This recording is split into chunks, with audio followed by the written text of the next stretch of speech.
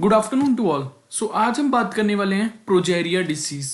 I think आप सभी ने पिक्चर तो देखी होगी जो 2009 में रिलीज हुई थी, जिसमें अमिताभ बच्चन जी ने रोल किया था मेनली। सो आज हम उस पिक्चर के पीछे, उस पिक्चर में एक डिजीज को रिप्रेजेंट किया गया था। उस डिजीज का नाम था प्रोजेरिया। तो आज हम उस डिजीज के बारे में बात करने वाले हैं। उस डिजीज के पीछे की कहानी क्या है, उस डिजीज के पीछे की साइंस क्या है। सो पहले जान लेते हैं कि उस डिजीज में एक्चुअली हुआ क्या था। सो प्रोजेरिया की अगर हम बात करें तो ये काफी एक्सट्रीमली रेयर जेनेटिक कंडीशन है। ठीक है, it's a very rare problem, जो रेयर प्रॉब्लम है जो काफी कम लोगों को इफेक्ट करती है। ठीक है, और second most point is it is a genetic condition. Genetic किसी न किसी जीन की म्यूटेशन की वजह से ये डिसीज मेनली होती है। और नेक्स्ट मेन पॉइंट इसके बारे में ये है कि दिस इज अ डिसीज जो मेजरली चिल्ड्रन को इफेक्ट करती है and give them the appearance of accelerated ageing. तो इसमें क्या करता है कि जो चिल्ड्रन होते हैं वो at a very lower age they start looking like the older people.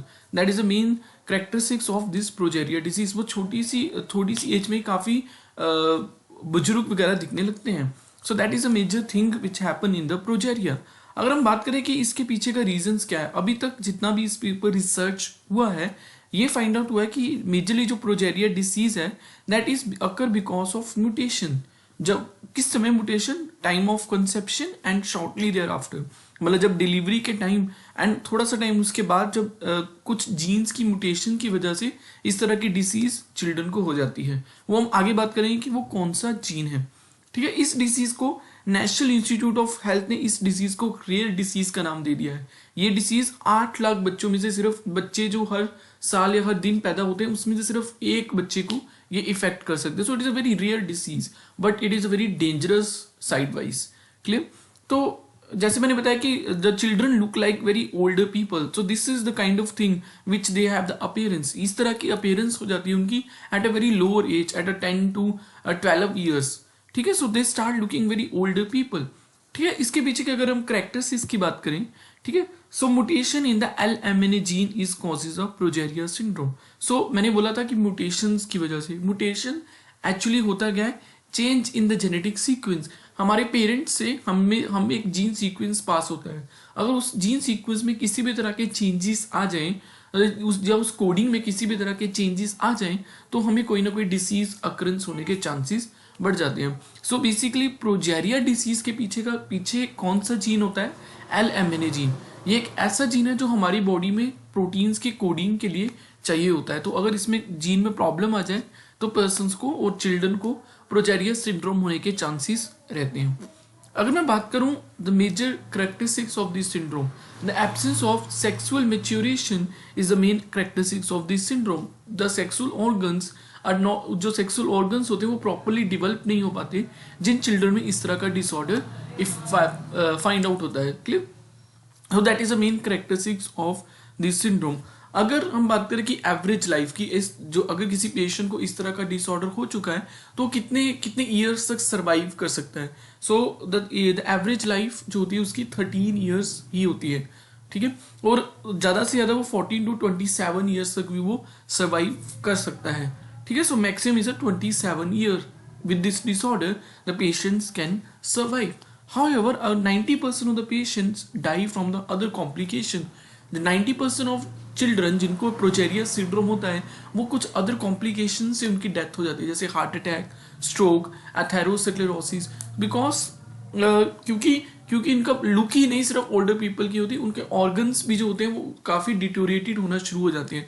Means उनके ऑर्गन्स भी ओल्ड पीपल की तरह काम करने लगते हैं। जैसे कि हमें पता है कि जैसे जैसे हमारी एज इंक्रीज होती है हमारे ऑर्गन्स उस तरह से वर्क नहीं कर पाते।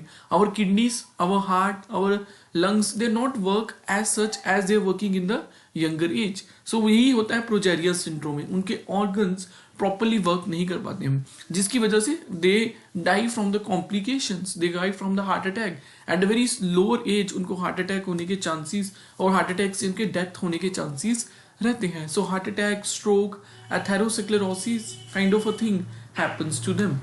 क्लियर? सो एथेरोस्क्लेरोसिस की अगर मैं बात करूं, अगर नहीं पता आपको तो मैं बता देता हूं, इट इज बेसिकली जिसमें हमारी आर्टरीज नैरो होना शुरू हो जाती है। So this is the major reason behind the heart attack. Clear?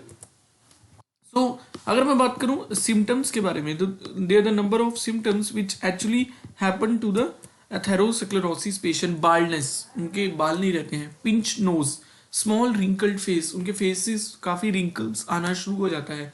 They have the loss of eyebrows and the eyelashes, उनके आईब्रोज ही नहीं दिखते हैं, आईलैशेस नहीं होते हैं, ठीक है।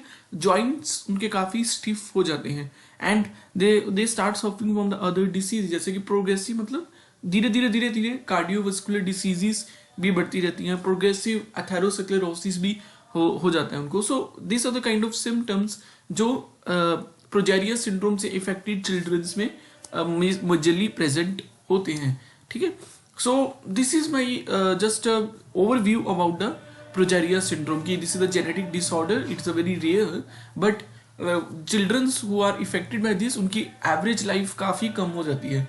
So that's a very sad thing about the progeria syndrome and ये मेजरली किसकी वजह से होता है, due to gene mutation. And कौन सा जीन रिस्पॉन्सिबल है इसके पीछे, LMNA gene. So this is the story behind the progeria syndrome. If you like my overview about this disease, so please like my video and subscribe the channel so I can represent more such videos about such diseases. Clear? Thank you so much.